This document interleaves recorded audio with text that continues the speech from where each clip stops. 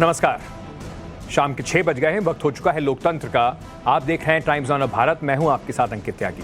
आज बुलेटिन में सबसे पहले बात करेंगे मोहाली एमएमएस कांड की। इस मामले में आरोपियों से पूछताछ हो रही है। पूछताछ में क्या क्या निकला, जांच में अभी तक क्या क्या चीजें सामने आ रही हैं, वो भी आपको बताएंगे। साथ ही साथ इस मामले में मुंबई का कनेक्शन जो आज सामने आया है उसके बारे में विस्तार से बात करेंगे। फिर दूसरी खबर होगी शराब घोटाले को लेकर नई जो दिल्ली में लड़ाई छिड़ गई है उसकी। बीजेपी ने शराब घोटाले पर आम आदमी पार्टी पर क्या नया आरोप लगाया उसको भी आपको बताएंगे। और आज की तीसरी खबर उत्तर प्रदेश में मदरसों के सर्वे पर जो सियासत हो रही है उसे लेकर होगी। क्या राजनीतिक पार्टियों के नेता जानबूझकर सर्वे को राजनीतिक रंग दे रहे हैं या पूरा सर्वे ही राजनीति करने का एक तरीका है, एक हथियार है। चौथी खबर में आज बात करेंगे दिल्ली के वक्फ बोर्ड को लेकर जो शमशान वर्सेस कब्रिस्तान की जो लड़ाई हो रही है उसकी। तो आइए शुरुआत करते हैं बुलेटिन की। अपनी सबसे पहली खबर से जाने से पहले एक ब्रेकिंग न्यूज इस वक्त आ रही है। सीधे इलाहाबाद यूनिवर्सिटी से ये ब्रेकिंग न्यूज आ रही है। इलाहाबाद यूनिवर्सिटी में फीस की बढ़ोतरी को लेकर छात्र आंदोलन कर रहे हैं। इस दौरान प्रदर्शनकारी छात्रों और पुलिस के बीच में झड़प हुई। एक छात्र ने आत्मदाह की कोशिश भी की। हालांकि इस बीच पुलिस ने छात्र को आत्मदाह करने से रोक जरूर लिया है, लेकिन अभी भी माहौल जो है वहां पर वो तनावपूर्ण बना हुआ है। इलाहाबाद यूनिवर्सिटी में जो फीस है उसको बढ़ाने को लेकर आज सुबह से प्रदर्शन चल रहा है और दोपहर होते होते तक, शाम होते तक ये प्रदर्शन काफी बड़ा हो गया। इसमें एक छात्र ने कोशिश की आत्मदाह करने की। सीधे चलते हैं मेरे सहयोगी मनीष यादव के पास जो इस वक्त हमारे पास इलाहाबाद से लाइव जुड़ रहे हैं। मनीष, क्या स्थिति है अभी? क्या जो हालात हैं वो काबू में हैं? किस तरीके की मांग छात्रों की है और प्रशासन उस पर क्या कह रहा है? देखिए, लगभग 2 महीने पहले फीस में बढ़ोतरी की गई है यूनिवर्सिटी प्रशासन की ओर से। 4 गुना फीस हर कोर्स की बढ़ा दी गई है। ऐसे में जो दूर दराज से आए छात्र हैं उनकी ये मांग है कि आर्थिक वर्ग कमजोर होने के चलते वो निजी विश्वविद्यालय में न जाकर सरकारी विश्वविद्यालय में आते हैं और अगर यहाँ पर भी फीस बढ़ा दी जाएगी तो उनका पढ़ना मुश्किल हो जाएगा। तो ऐसी उनकी 2 महीने से मांग थी। यूनिवर्सिटी प्रशासन से वो लगातार बातचीत कर रहे थे। कुछ लेटर भी ज्ञापन के जरिए कुलपति तक पहुँचाए थे। 2 दिन से उन्होंने धरना प्रदर्शन शुरू किया कि जब यूनिवर्सिटी प्रशासन ने उनकी मांग पर कोई निर्णय नहीं लिया, कोई बातचीत नहीं की, तो कल से धरना शुरू हुआ। कल एक छात्र ने आत्मदाह करने की कोशिश की जिससे माहौल तनावपूर्ण हो गया और आज सवेरे से फिर लगभग 700-800 की संख्या में छात्र यूनिवर्सिटी में कुलपति कार्यालय के बाहर जमा हो गए। प्रदर्शन शुरू हो गया। एक छात्र फिर यूनिवर्सिटी की जहां पे कुलपति का कार्यालय है उसके द्वितीय तल पे चढ़ गया। उसके हाथ में सिलेंडर भी और लाइटर भी था। धमकी उसने दी आत्मदाह करने की। मौके पर पुलिस प्रशासन भी पहुंचा है। हालांकि जो अभी वहां पर जो हालात हैं वो काबू में हैं। पुलिस प्रशासन बना हुआ है। चूंकि बारिश हो रही है तो ऐसे में छात्र भी तितर-बितर हो गए। लेकिन छात्रों का कहना है कि ये जो धरना प्रदर्शन है, ये जो आंदोलन है, वो थमेगा नहीं जब तक यूनिवर्सिटी प्रशासन उनकी मांगों पर विचार नहीं करता और जो फीस वृद्धि का फैसला है उसे वापस नहीं लिया जाता। ठीक है, बहुत बहुत शुक्रिया हमारे साथ जुड़ने के लिए मनीष। सीधे इस वक्त एक और खबर जो आ रही है उसकी तरफ चलते हैं। अरविंद केजरीवाल, दिल्ली के मुख्यमंत्री के खिलाफ 30 पूर्व आईपीएस अधिकारियों ने राष्ट्रपति को एक चिट्ठी लिखी है। देश के पुलिस के साथ दुर्व्यवहार करने का आरोप लगाया है। शिकायतकर्ताओं ने कई राज्यों के पूर्व डीजीपी हैं, स्पेशल सेक्रेटरी हैं, आईजीपी रैंक के अधिकारी शामिल हैं। तो ये जो पूरा मामला है, चिट्ठी लिखी गई है जो कुछ दिन पहले अरविंद केजरीवाल गुजरात गए हुए थे। गुजरात में वहां पर पुलिस से उनकी तीखी नोकझोंक हुई। वो कहीं जाना चाहते थे, पुलिस ने सुरक्षा का हवाला देते हुए उन्हें जाने से रोका। उसी को लेकर ये चिट्ठी जो लिखी गई है आईपीएस अधिकारियों द्वारा। पूर्व डीजीपी, इसमें कई सारे डीजीपी हैं, उन सब ने मिलकर ये चिट्ठी लिखी है राष्ट्रपति को और आरोप लगाया है कि अरविंद केजरीवाल मुख्यमंत्री के पद पर रहते हुए पुलिस के साथ दुर्व्यवहार कर रहे हैं।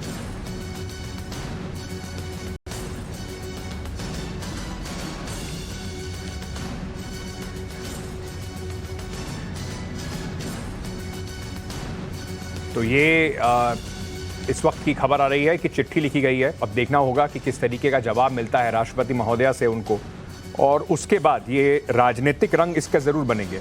तो क्या इस पर अब राजनीति होती है, ये भी देखना दिलचस्प होगा। चलिए आगे बढ़ते हैं और सीधे लिए चलते हैं आपको चंडीगढ़, जहां पर पिछले 3-4 दिन से काफी हंगामा रहा यूनिवर्सिटी में। एमएमएस कांड को लेकर आरोपियों से अब पूछताछ जारी है।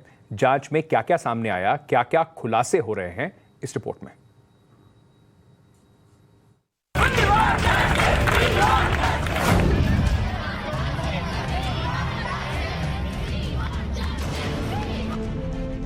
मुंबई से मोहाली एमएमएस कांड का क्या कनेक्शन?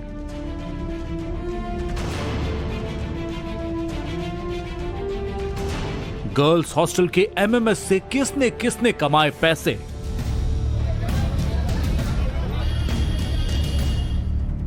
एमएमएस कांड के आरोपी लड़के लड़की की चैट में क्या?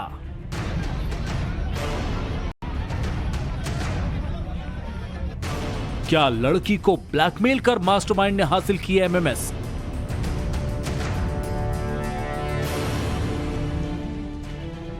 आरोपियों से गर्ल्स हॉस्टल के कितने एमएमएस मिले? चंडीगढ़ यूनिवर्सिटी एमएमएस कांड को लेकर कई सवाल उठ रहे हैं, कई बातें सामने आ रही हैं, लेकिन सभी तथ्यों के सामने एक सवालिया निशान है। पुलिस के हाथ अभी तक 3 आरोपी और कुछ इलेक्ट्रॉनिक डिवाइसेस लगे हैं, जिनकी जांच हो रही है। सबसे पहले आपको बता दें कि पुलिस की जांच में क्या निकलकर सामने आ रहा है। पंजाब पुलिस थाना खरड़ में तीनों आरोपियों से एक साथ आमने सामने बिठाकर पूछताछ कर रही है। पंजाब पुलिस ने 4 मोबाइल फोन्स को फॉरेंसिक जांच के लिए भेजा है। पुलिस जांच कर रही है कि क्या वीडियो को डिलीट किया गया है, क्या वीडियो किसी को भेजे गए, अगर हां तो किसे। पुलिस को कुछ व्हाट्सएप ग्रुप भी मिले हैं। पुलिस ये जांच कर रही है कि क्या इन ग्रुप्स में वीडियो शेयर किया जाता था। अब तक इस मामले में पुलिस ने शिमला से सनी और रंकत सिंह नाम के 2 लड़कों को गिरफ्तार किया है। पुलिस अब तीनों आरोपियों के कनेक्शन का पता लगा रही है। अब तक की जांच में यह भी सामने आया है कि तीनों आरोपियों के नंबर से लगातार मुंबई और गुजरात के नंबर्स पर बात हो रही थी। ऐसे में सवाल अब यह भी उठ रहा है कि क्या मोहाली के एमएमएस कांड का कोई मुंबई और गुजरात कनेक्शन भी है। पुलिस इस मामले में एक भी एंगल को छोड़ना नहीं चाहती। पूछताछ में इस बात का भी पता लगाया जाएगा कि क्या आरोपी सनी और रंकज आरोपी एमबीए छात्रा को ब्लैकमेल कर रहे थे। क्या ब्लैकमेल कर आरोपी लड़की का वीडियो मंगवाया गया? क्या ब्लैकमेल कर दूसरी लड़कियों का वीडियो बनाने को कहा गया? इस मामले में जांच करने वाली टीम यूनिवर्सिटी के उस हॉस्टल में भी जाने वाली है जहां वीडियो बनाने का दावा किया गया। साथ ही आरोपी छात्रा के फोन में जो उसका ही एक वीडियो मिला है, उस वीडियो के बैकग्राउंड के आधार पर पुलिस जांच कर सकती है। इस मामले में एक दूसरा वीडियो सामने आने की बात कही जा रही है। ऐसे में उसकी जांच भी अहम है, लेकिन इस बात में कितनी सच्चाई है, ये आरोपी एमबीए छात्रा ही बता सकती है। पंजाब पुलिस के सूत्रों से यह भी पता चला है कि इस मामले में एक मोहित नाम के लड़के की चैट लड़की के मोबाइल से मिली है। ऐसे में सवाल अब ये भी उठने लगे हैं कि ये मोहित कौन है। क्या मोहित को वीडियो भेजे जाते थे? क्या मोहित किसी बड़े नेटवर्क का हिस्सा है? क्या मोहित कोई असली शख्स है या सिर्फ फर्जी अकाउंट? पुलिस की जांच में यह भी सामने आया है कि आरोपी छात्रा का कथित बॉयफ्रेंड और इस मामले में आरोपी सनी को जो वीडियो भेजती थी, उस वीडियो को सनी एक डिवाइस में स्टोर करता था। बताया जा रहा है कि सनी के पास से एक स्टोरेज डिवाइस रिकवर की गई है, जिसे फॉरेंसिक टीम को भेज दिया गया है। ये तो मानते हैं कि बाथरूम में वीडियो बनी है, नहाते हुए बनी है। तो अब ये सनी का रोल क्या है सामने sir? Sunny is the boyfriend of that girl. ठीक है, इस लड़की का वायरल भी की है सर आगे। नो अच्छा 2 मिनट, ये सनी जो है इस दूसरे लड़के का दोस्त है जो ट्रैवल एजेंसी का, और उसी की डीपी 2 मिनट इसी की डीपी लगी हुई है। जस्ट डीपी लगी हुई थी उस एड्रेस के ऊपर। तो ऐसे कैसे हो सकता है कि सर वो उसका दोस्त और डीपी लगा के कोई मैं भी फेसबुक से किसी की भी पिक उठा लो और किसी की तो लड़की की तो चैटिंग हो रही है उसमें, साथ में जो चैटिंग आई है सामने सर। एग्जैक्टली लड़की की चैटिंग आई है, but there is some things which are point of investigation. आरोपी सनी को आरोपी एमबीए छात्रा का बॉयफ्रेंड बताया जा रहा है। सनी शिमला जिले के रोहड़ू का रहने वाला है। आरोपी ने बीए तक की पढ़ाई शिमला के संजौली कॉलेज से की है। 23 साल का सनी एक बेकरी कंपनी में काम करता है। 31 साल का रंकज वर्मा ट्रैवल एजेंसी में काम करता है। रंकज मूल रूप से ठियोग के संधू इलाके का है। इस मामले में आरोपी छात्रा समेत अभी तक फिलहाल 3 गिरफ्तारियां हुई हैं, लेकिन पूछताछ में और कई खुलासे होने बाकी हैं और जांच के बाद ही पता चलेगा कि आरोपी छात्रा ने कितनी लड़कियों के वीडियो बनाए, वीडियो बनाकर किसे भेजा, क्या एमएमएस का पूरा रैकेट है या फिर कहानी कुछ और ही है?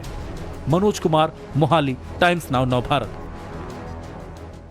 आपको मुख्यमंत्री अरविंद केजरीवाल के से जुड़ी खबरों पे ले आता हूं। अरविंद केजरीवाल गुजरात दौरे पर हैं। इस दौरान आज वो वडोदरा पहुंचे, लेकिन एयरपोर्ट के बाहर निकलते ही उनके सामने मोदी मोदी के नारों ने उनका स्वागत किया। अरविंद केजरीवाल जिस वक्त एयरपोर्ट के टर्मिनल से बाहर निकल रहे थे, उसी वक्त वहां पर मौजूद लोगों ने, भारतीय जनता पार्टी के समर्थकों ने मोदी मोदी के नारे लगाने शुरू कर दिए। इस दौरान अरविंद केजरीवाल के समर्थकों ने भी केजरीवाल के नारे लगाए, लेकिन इसके बाद मुख्यमंत्री दिल्ली बिना कुछ बोले मीडिया के सामने वहां से निकल गए।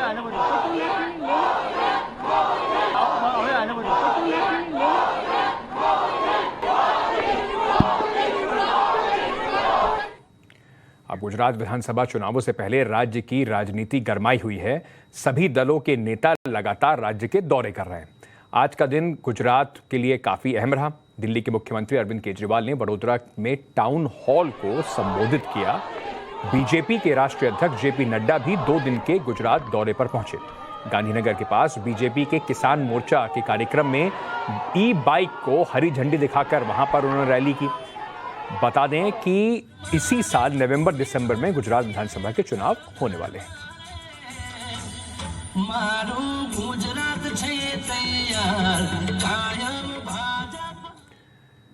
तो भारतीय जनता पार्टी एक बार फिर नई शराब नीति, दिल्ली के अंदर जो शराब नीति है उसको लेकर फिर सामने आई। दिल्ली के मुख्यमंत्री अरविंद केजरीवाल का कड़ा प्रहार किया। भाजपा नेता गौरव भाटिया ने प्रेस कॉन्फ्रेंस कर कहा, केजरीवाल सबसे कट्टर बेईमान नेता हैं। स्टिंग में वसूली के साफ साफ सबूत हैं। ठेका बांटने के लिए कमीशन खोरी हुई है। इसके साथ बीजेपी ने यह भी आरोप लगाया कि करमजीत लामा नाम के एक शख्स की तस्वीरें दिखाई। कहा कि इस व्यक्ति को ठेके दिए गए।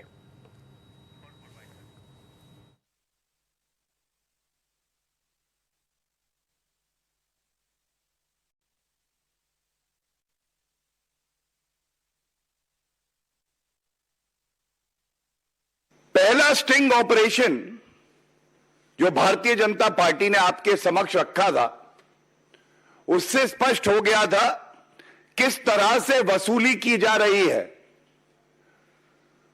कमीशन को कई गुना बढ़ा के 12% से 6% वापस तिजोरी में लेना अरविंद केजरीवाल की, यह कबूला जा रहा था। उसी कड़ी में दूसरी प्रेस वार्ता करी गई और उस स्टिंग में सामने आया किस तरह से यह काला धन जो अर्जित किया गया है,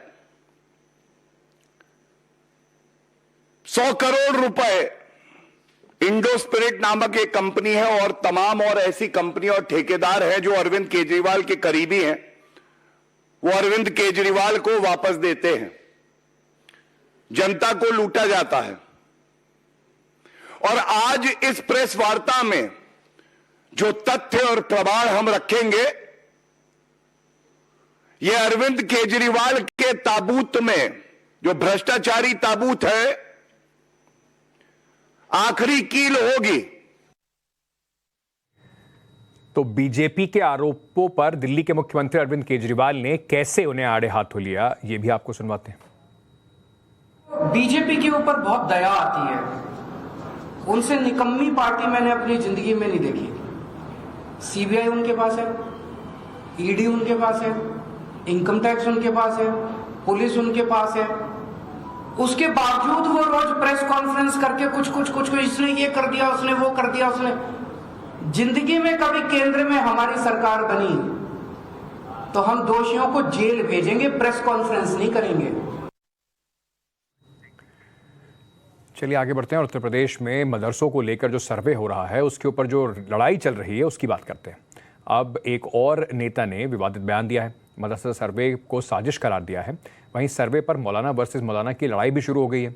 आखिर क्यों हो रहा है इस पर राजनीतिकरण? क्योंकि जब योगी आदित्यनाथ की सरकार ने यह सर्वे शुरू करा था, तभी से लग रहा था कि योगी आदित्यनाथ भी इससे अपनी राजनीति साधना चाहते हैं। अब इसका विरोध करने वाले भी अपनी राजनीति को चमकाने की कोशिश कर रहे हैं।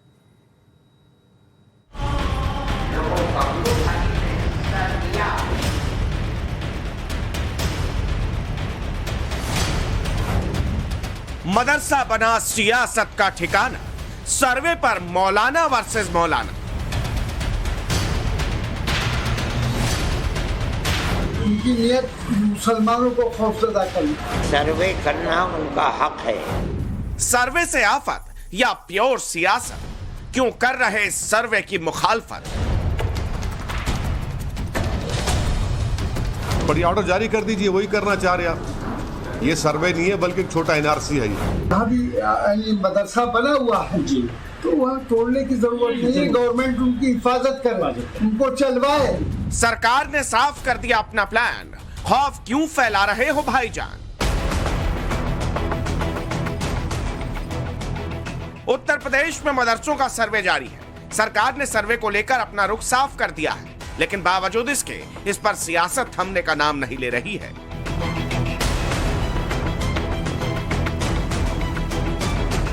सरकार का साफ साफ कहना है कि इससे मुसलमानों को डरने की कोई जरूरत नहीं। सर्वे के जरिए मदरसों को मेन स्ट्रीम में लाने का प्लान है, लेकिन चंद नेता धर्म के नाम पर अपनी सियासी रोटी सेक रहे हैं। AIMIM चीफ असदुद्दीन ओवैसी के बाद अब समाजवादी पार्टी के सांसद शफीकुर रहमान बर्क ने मदरसा सर्वे पर सवाल खड़ा कर दिया है। मदरसों को सर्वे को लेकर सरकार की नीयत क्या है, क्या मंशा क्या है? इसमें उनकी नियत मुसलमानों को खौफजदा करना, हरेसमेंट फैलाना।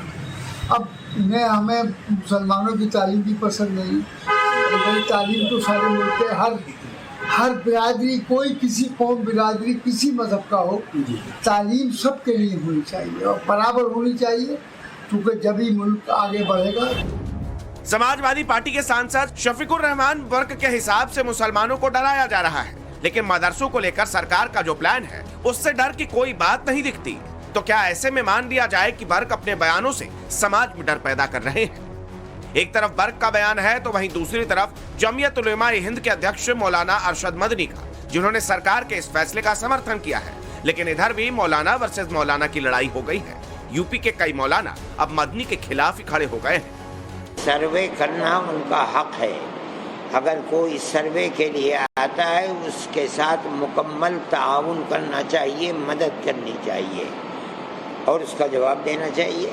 और अब तक जितने हमारे इल्म में हैं जो सर्वे करने के लिए आए हैं, उनका किरदार सही रहा है।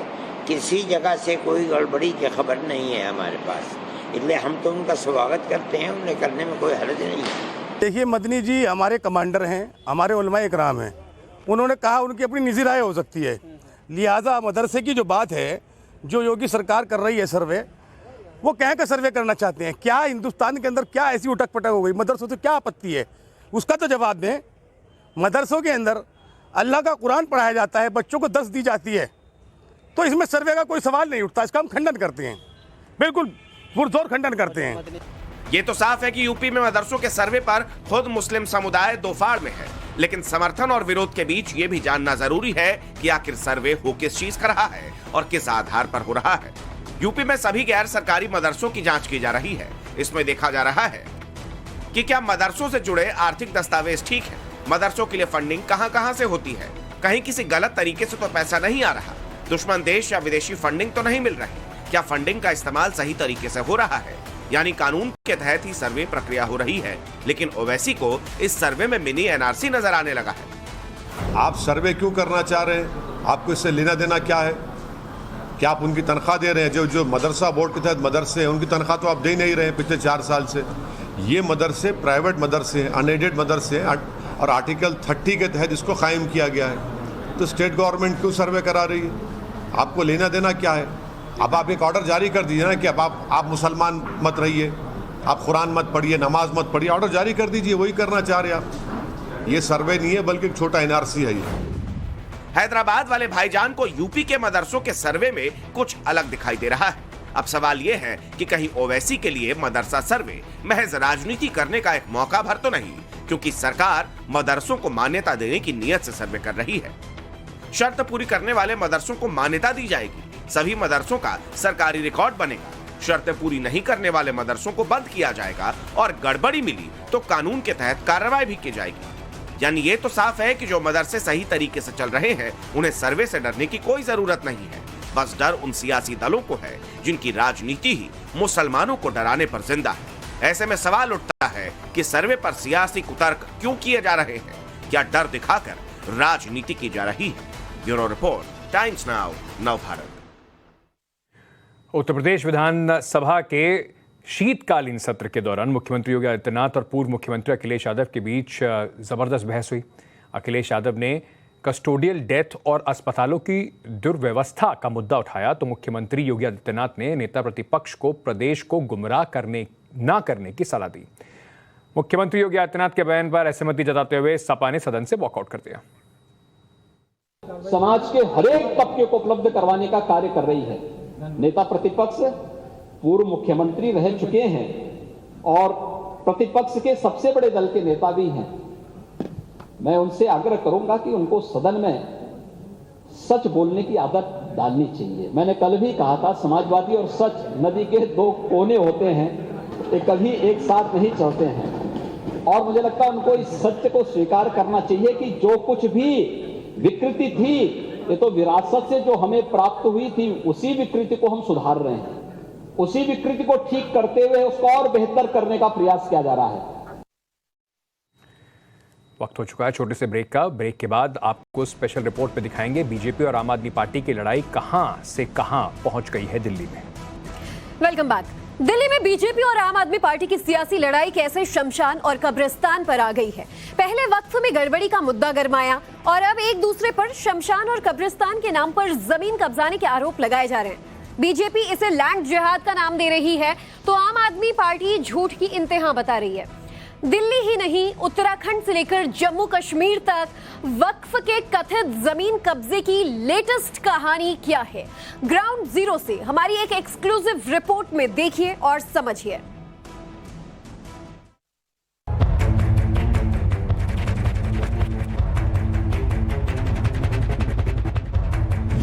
वक्फ का लैंड जिहाद या शुद्ध सियासी फसाद?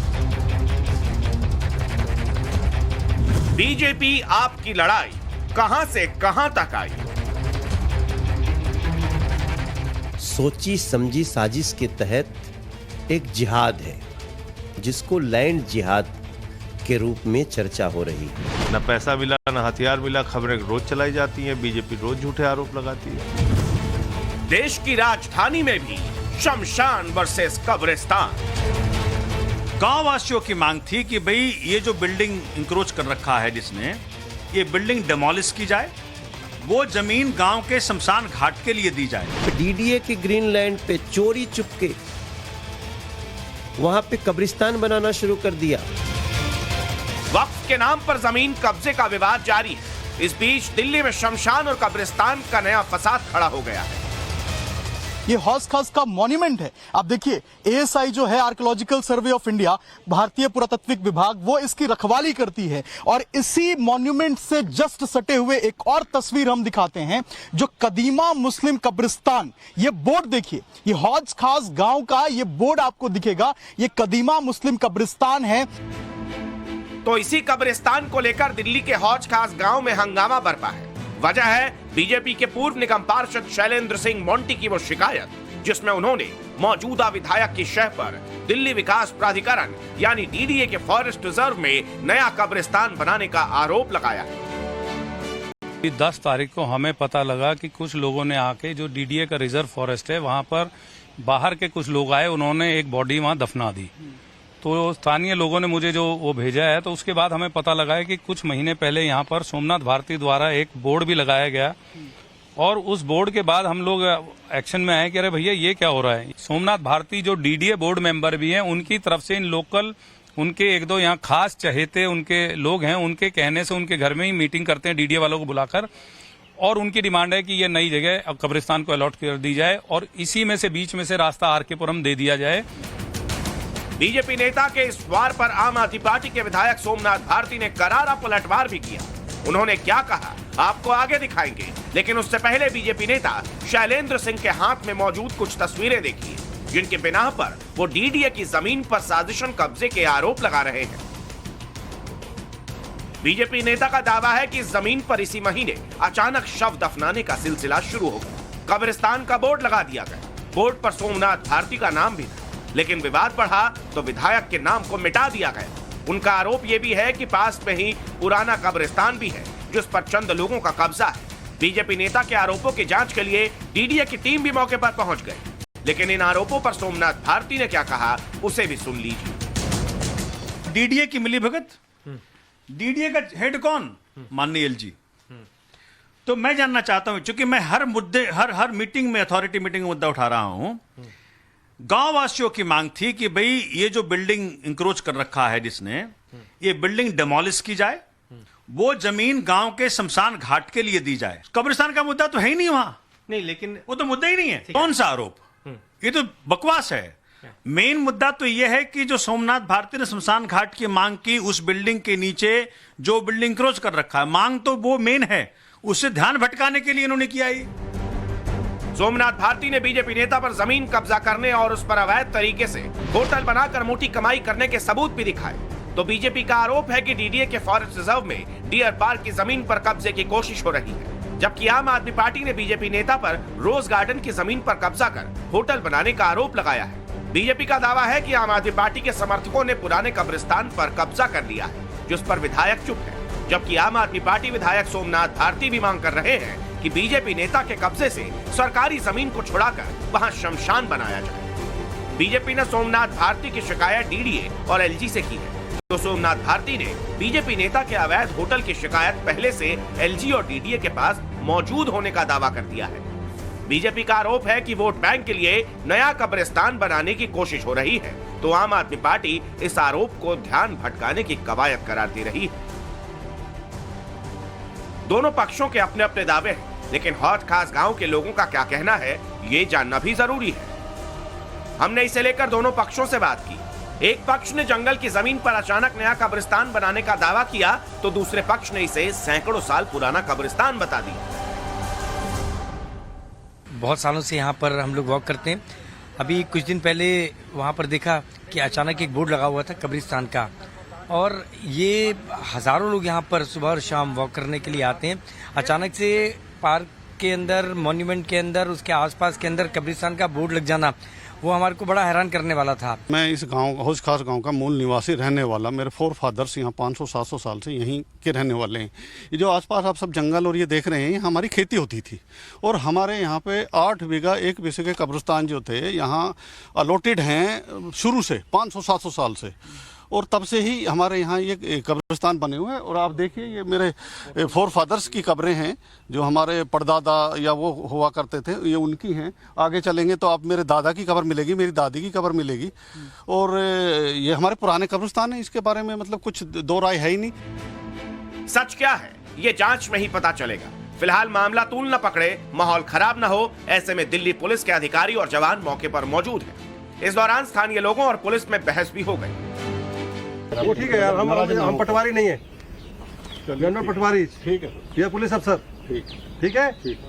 हमारा काम है कि लॉ एंड ऑर्डर को देखना, हमारी तरफ से कोई शिकायत, और उसी को हम देखेंगे। ये फर्द देखा है पटवारी, ठीक है। अगर हम झगड़ालू होते ना तो आपको वहीं मिल जाते गेट पे। हम क्यों नहीं आ रहे वहाँ पे कि वो झगड़ा करने को उतारो? झगड़ा करके देखो ना, करके देखो, वो उतारो, किसे जरूरत पड़ी है वो करके देख लेना। वो झगड़ा उतारू है जी। हम किस लिए बैठे हैं यहाँ पे? फिलहाल अतिक्रमण की शिकायत पर डीडीए का एक्शन भी शुरू हो चुका है। धीरे धीरे करके अब डीडीए इस पूरी जमीन को जो है वो खाली कराना शुरू कर चुकी है। आप मेरे पीछे देखिए, वो जमीन, वहां पे आपको कुछ मजदूर दिखेंगे। वो मजदूर अब वहां पे जितनी भी अतिक्रमण की जो चीजें थी उसको वहां से हटाना शुरू कर दिए हैं। ये भी खबर आ रही है कि यहाँ पे जो अवैध झुग्गी झोपड़ी बनी है इनको भी हटाया जाएगा। ये झोपड़ी को यहाँ से शिफ्ट किया जाएगा और इस पूरे इलाके को जो है वो खाली कराया जाएगा। आप मेरे पीछे देखिए, ट्रक और ट्रैक्टर और ट्रॉलियां भी आपको दिखेंगी, जिसके ऊपर जो पूरा मलबा है जो यहाँ से निकाला गया है उसको यहाँ पे लगाया जाएगा। मुद्दा शमशान कब्रिस्तान का है, ऐसे में इस पर सियासत भी जमकर हो रही है। ये एक नया सोची समझी साजिश के तहत एक जिहाद है, जिसको लैंड जिहाद के रूप में चर्चा हो रही है, और इसके इन सारे अपराधियों के जो संरक्षक हैं वो अरविंद केजरीवाल हैं।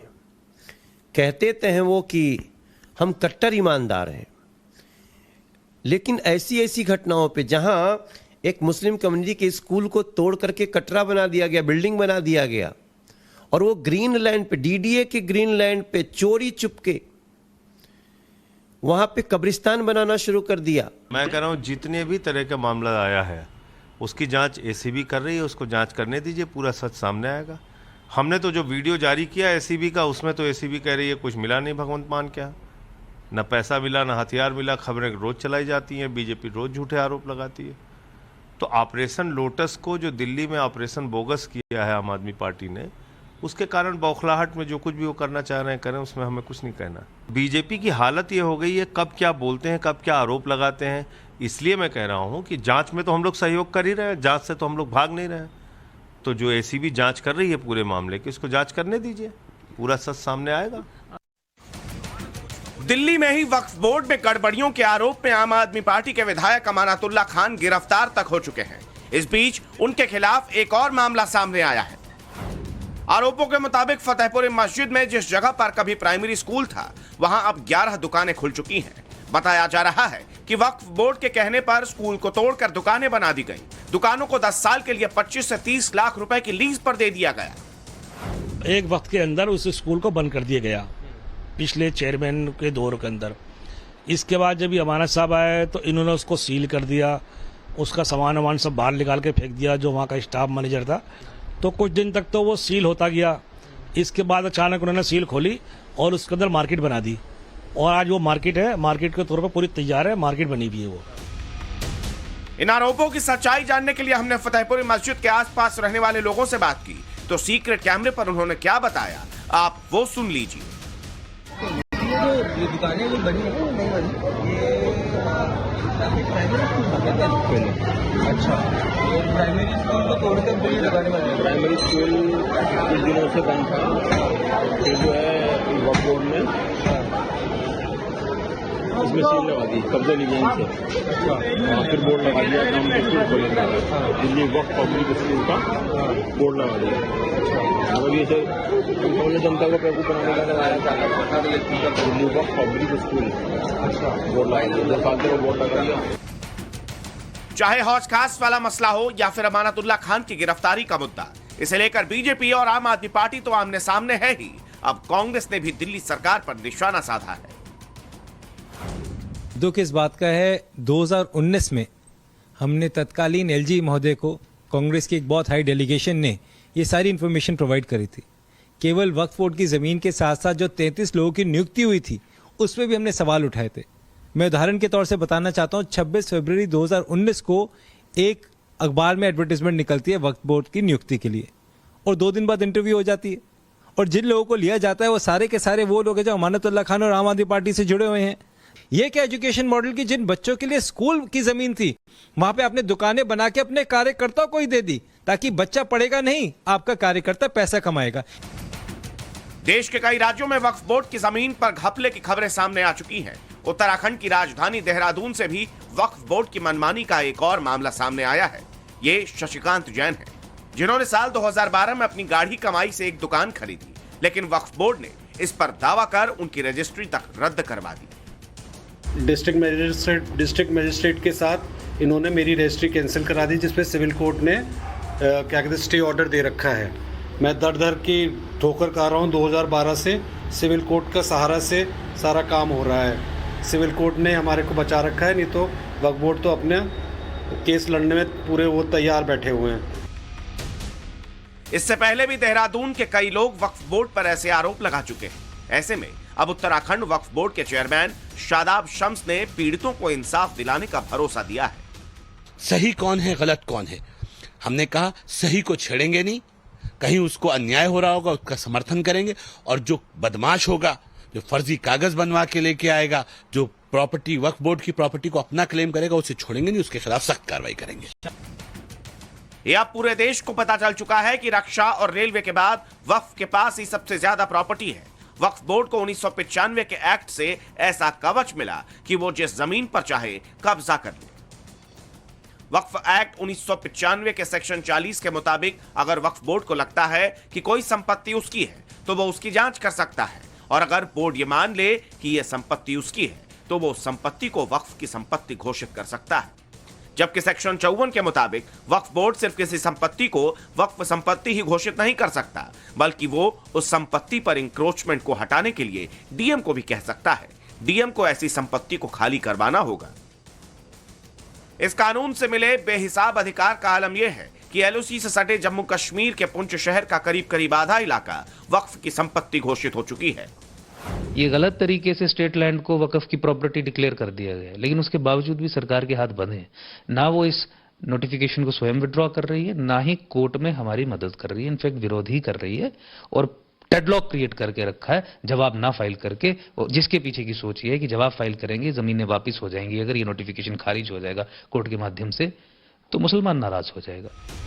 वक्फ बोर्ड की अनलिमिटेड पावर का मामला अदालत में भी पहुंच चुका है। सरकार से कानून में संशोधन की मांग भी हो चुकी है। जहां पर भी वक्फ बोर्ड्स में वक्फ की प्रॉपर्टीज़ में गड़बड़ झाला हुआ है या हो रहा है, उसकी बहुत ही गहराई के साथ छानबीन होनी चाहिए और कोर्ट में भी क्योंकि इशू है, और मैं तो इसे बहुत पॉजिटिव देखता हूं कि अब समुद्र मंथन शुरू हुआ है, उससे अमृत ज़रूर निकलेगा और जो भी तमाम तरह के सवाल, तमाम तरह की समस्याएं हैं, वो इस रास्ते से उसका समाधान हो सकेगा।